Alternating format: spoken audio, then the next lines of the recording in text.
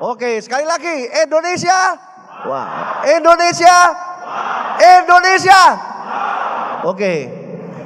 Saya minta untuk berdiri, ada special VIP yang datang, Bapak Deputi Menteri Koperasi dan Small Medium Enterprise, Bapak Wayan Dipta. Silakan bertepuk tangan. Pak Wayan Dipta is coming. He is the Deputy Minister for Cooperative and Small Medium Enterprise of Republic of Indonesia. He is especially coming here to listen to this special session by Rob WOLCOTT about innovation. Right, and the commentator will be two person, Pak Indra Utoyo and Professor Witenwan. Jackie, where are you? Okay, Jackie Musri, Dr. Jackie Musri, COO, Chief Operating Officer of MarkPlus, and he has been with me for 17 years, and he was just elected. He has a PhD, but he was just elected as the chairman of Indonesia Disc Jockey Association. Thank you, Pak Hermawan. So everybody, good afternoon. How are you? Fine, good. Okay, this is a very special session because we have a very special professor. This is a very extraordinary professor, and he's Professor Rob WOLCOTT, coming all the way from Evanston, from Kellogg. So, and we have also very special guest. Also will come on stage with me, joining Professor WOLCOTT to give very critical comments on what Professor will share with us later on. And I would like to welcome Professor Huy Den Hoan. Please stand up, Professor. Yes.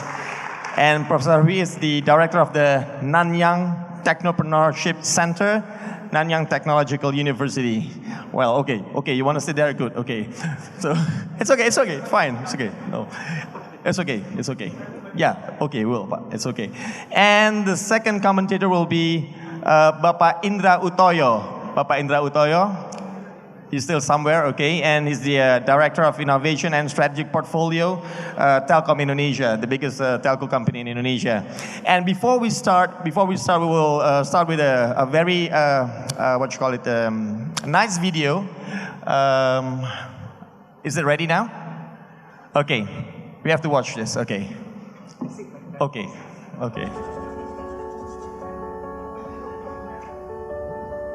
I'm Professor Rob WOLCOTT of the Kellogg School of Management at Northwestern University, and I look at how larger organizations, established companies in particular, try and figure out how to innovate on an ongoing basis.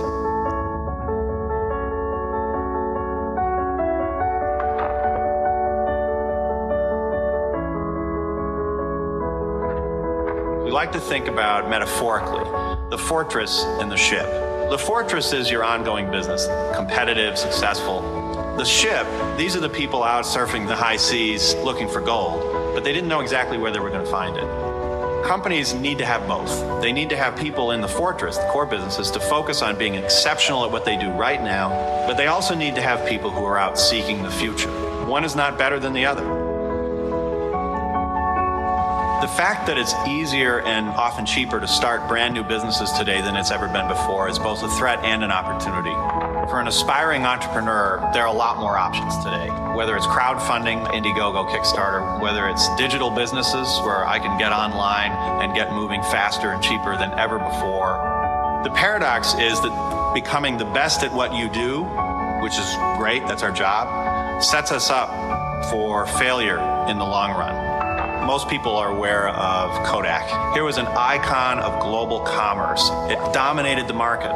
Years ago, they had the world's best digital imaging technology, R&D. Somebody said in the company, you know what, wait a minute, that's going to destroy our core business, which is analog film, where we're making an extraordinary amount of money. We would be idiots to do that, so let's just bury this technology in the lab. Well, sort of makes sense in the near term, but if you think about it, there are going to be, other people in the world thinking about digital imaging, and eventually it's going to get better and better and cheaper, and that's exactly what happened. Fuji saw it coming, and Fuji acted. Fuji made investments in new directions, and today they're a thriving, profitable enterprise, much bigger than they were before. And Kodak is history. Innovation is really not just about coming up with new products or cute concepts. It's really about business design, thinking about all the aspects of the business. And changing some of those aspects might be very difficult for an established core business, but it's something that a separate group can experiment with and get it right before you start to transition it out into the real world. Innovation creates great companies. Every company really needs to have people who are scanning the world so they can take threats and turn them into opportunities.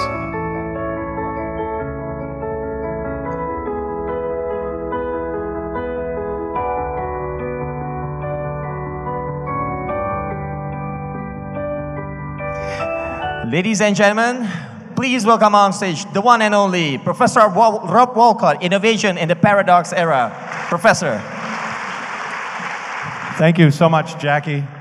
And thank you, as always, to Pak Hermawan and MarkPlus and the whole team. We're together here because Phil Kotler introduced us through Iwan Setiawan, who works with MarkPlus. Iwan was a student of mine at Kellogg a few years ago and was part of something called the KIN, or the Kellogg Innovation Network.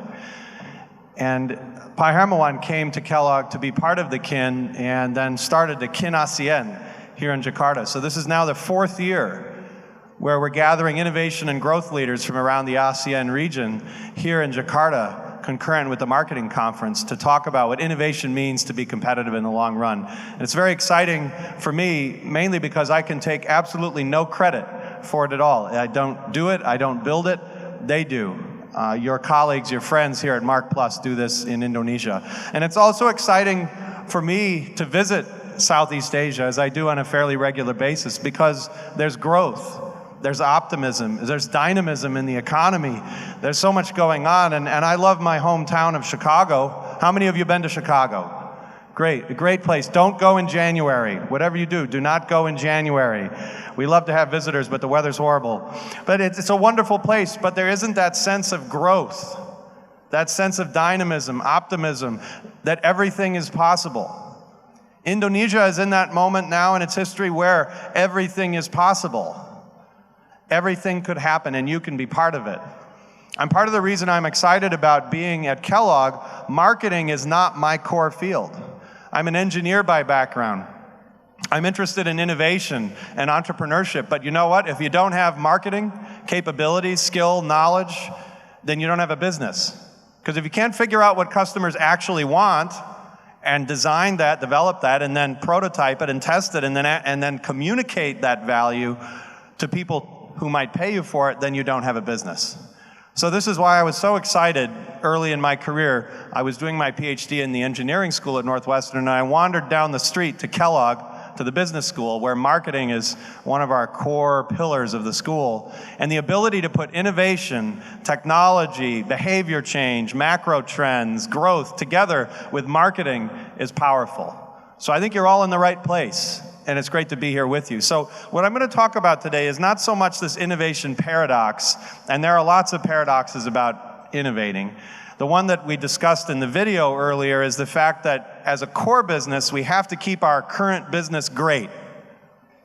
The challenge with keeping our current business great, think about this is why it's so difficult to innovate, is the better and better we get at doing what we currently do, which is our core business, and it's a good thing. That's what makes us money. That's what's made us money for years. The better and better we get at doing what we currently do, the more optimized every process in our company to do that, the more optimized every resource allocation decision, every money decision is to do that, the more optimized every hiring decision is to do that, the harder it is to do something else. And in a competitive economy, and we all know the world is very competitive and getting more competitive, in a competitive economy, eventually we will be forced to do something else, because the world will change, because our customers will change, because their requirements will change, their behaviors will change, their expectations will change. So think about this again. The better and better we get at doing what we currently do, the harder it is to try something else. And this is the challenge, because we do what we do to be the best at it, and that's a good thing, but it can, in the long run, get us in great trouble, because we cannot respond appropriately to the world as it's changing.